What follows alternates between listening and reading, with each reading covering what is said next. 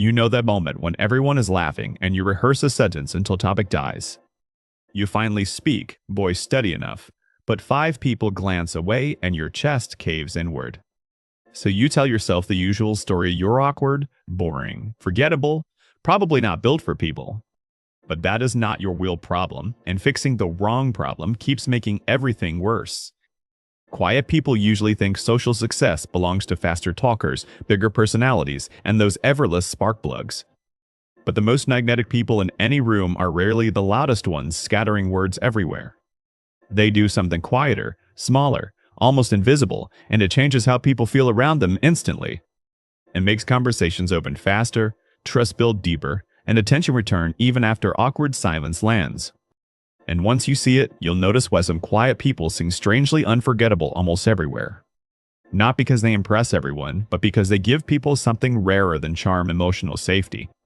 That is the underrated social skill, and most quiet people accidentally sabotage it before realizing why.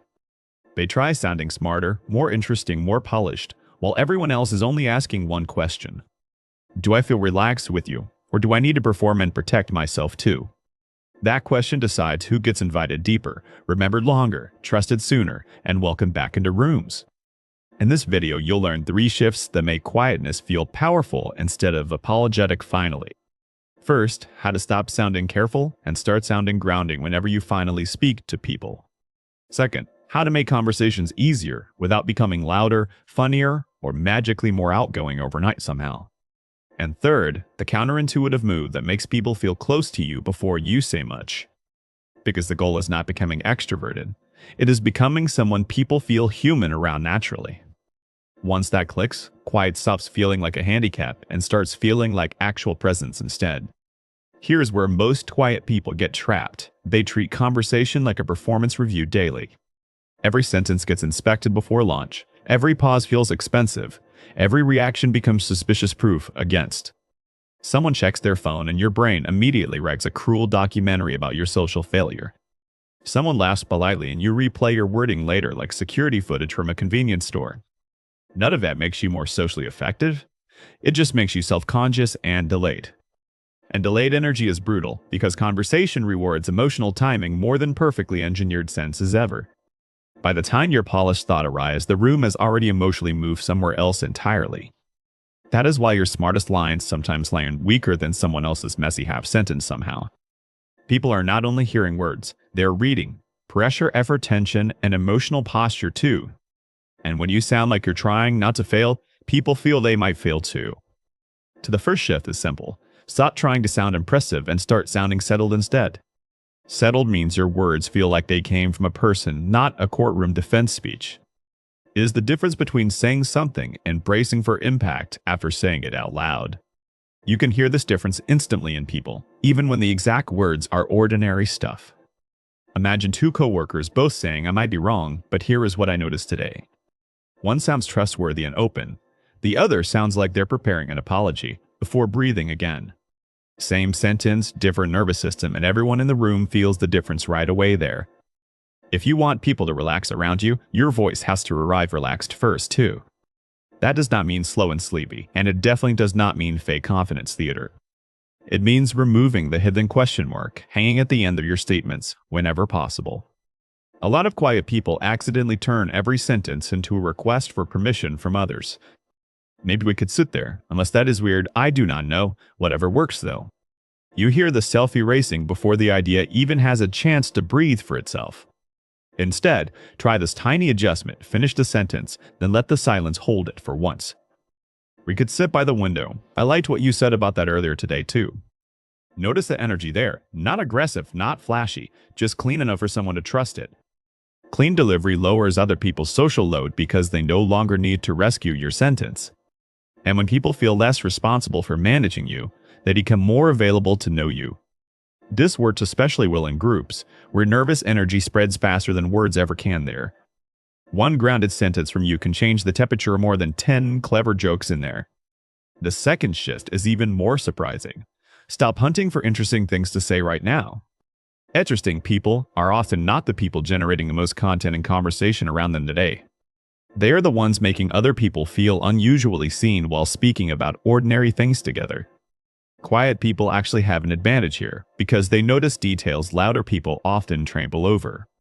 The problem is, they assume good conversation requires big stories, fast wit, or perfect timing always. It does not. It requires accurate attention offered at the right emotional moment for that person. That means listening for what is alive in someone, not what sounds impressive in you today. Maybe your friend says, "I have been weirdly tired lately," and then laughs it away again. Most people miss that doorway and answer with advice, jokes, or a story about themselves instead. But you can say, "That laugh sounded practiced. Are you tired or life-tired lately?" Suddenly, the room changes because you named the hidden layer instead of the visible one first. That is memorable. Not because it is dramatic, but because it feels uncannily accurate to them. Accuracy beats sparkle almost every time, especially if the other person has felt overlooked all day. So instead of asking better questions, start noticing better specifics and reflecting them back clearly, gently. Your presentation looked calm, but your hands said you cared way more than you showed outside. You always joke right before serious stuff like your honesty needs a costume first to speak. Those lines feel intimate without becoming invasive because they show observation instead of demanding disclosure immediately. And that gives quiet people a social superpower: depth, without noise, warmth without performance or showmanship. If this is already clicking like the video and subscribe, then comment what conversations drain you. Because once you spot the pattern, fixing it becomes much faster than blaming your personality forever.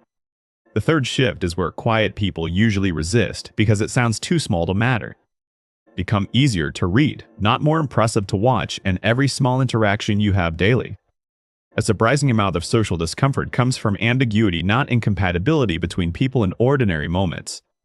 When people cannot read your reactions, they often assume distance, judgment, boredom, or hidden annoyance instead. Meanwhile, you may just be thinking, listening carefully, or trying not to interrupt anybody at all. But unreadable quietness often gets mistaken for coldness, and coldness makes people self-protect around you. This is why one tiny readable signal can transform an entire interaction in the next minute. A nod at the right second, a quick smile when someone risks honesty with you there. Saying "good to see you" like you actually mean this specific person, not the script today. Letting your face confirm what your mouth says, so people do not need to guess twice. Quiet people often underestimate how much reassurance lives in clear emotional signals during ordinary, everyday moments. Not fake enthusiasm, not exaggerated friendliness, just small, visible proof that you were here with them. Think about the difference between a cashier who barely looks up and one who briefly brightens. Same job, same 10 seconds, completely different human impact on your entire mood for the day. Readability creates relief, and relief is one of the fastest paths to likability in real life. Because people trust what they do not have to decode when emotions feel slightly uncertain already. That does not mean exposing everything. It means giving enough warmth that people stop bracing there. And when people stop bracing, your quietness starts reading as depth instead of danger to them. Now those three shifts are to change a lot. Sound settled, notice, accurately become easier to read. But there's still one thing that makes all of them stick under pressure, for real. It is the hardest truth in social life, especially for thoughtful people who care deeply most. People do not connect with you because you perfectly manage their impression in every moment beautifully. They connect with you because they feel less managed around you and more like themselves too. That is the withheld reveal, and it changes everything once you stop performing for belonging entirely. Most social advice teaches impression control, better posture, smarter stories, stronger eye contact, cleaner jokes everywhere. Some of that helps, but only until your self-consciousness hijacks the whole interaction again completely. Because control keeps your attention pointed inward, and inward attention kills natural connection, fastest every single. The real goal is not managing perception. It is making contact with another nervous system directly. Contact means you are actually there, not performing a version of yourself from some balcony above. It means hearing someone without preparing your image at the same time in your head first. It means letting your laugh happen, your curiosity show, your concern land without polishing it first. And weirdly, this is what makes you seem more confident, not less, to almost everyone else. Real confidence does not look like constant certainty. It looks like unhidden presence in real time. Someone says something awkward and you not panic. Rescue them or yourself right away anymore. You smile. Stay with them, maybe say, "That came out weird, but I get you though." That is contact, that is safety, that is what people remember later when choosing closer people. They remember how their shoulders lowered around you, how their words stopped stumbling for permission there. They remember not needing armor, not needing sparkle, not needing the perfect thing to say either. And in a world full of performance, that feeling becomes incredibly rare and ridiculously valuable fast. So what do you actually do the next time you walk into a room like that? Drop the mission to be interested before anyone can dismiss you and focus on contact instead. Plant both feet, exhale once, let your face soften before your first word arrives from you. Say one clean sentence without churning it to death and watch the room meet you back. Notice one true detail about the other person that most people would glide past too quickly. Reflect it simply. Stay readable. Stop monitoring yourself like a suspicious security guard all night long. Then watch what happens. People start giving you better versions of themselves without being asked first. Not because you dazzled them, but because you made it safe to stop dazzling for once. That is the quiet person's social edge, and almost nobody talks about it clearly like this. You do not need a louder personality, you need a steadier signal that people can trust. You do not need perfect lines, you need less static between your humanity and theirs instead. And once people feel that signal, your quietness stops looking like absence and starts feeling intentional. It starts looking like self-possession, care, and the kind of strength that never begs attention. People lean in, not because you chase attention, but because nothing about you is chasing theirs. And that may be the underrated social skill of all, making your presence feel like permission. When people feel free beside you, they rarely forget you, and you never need to chase.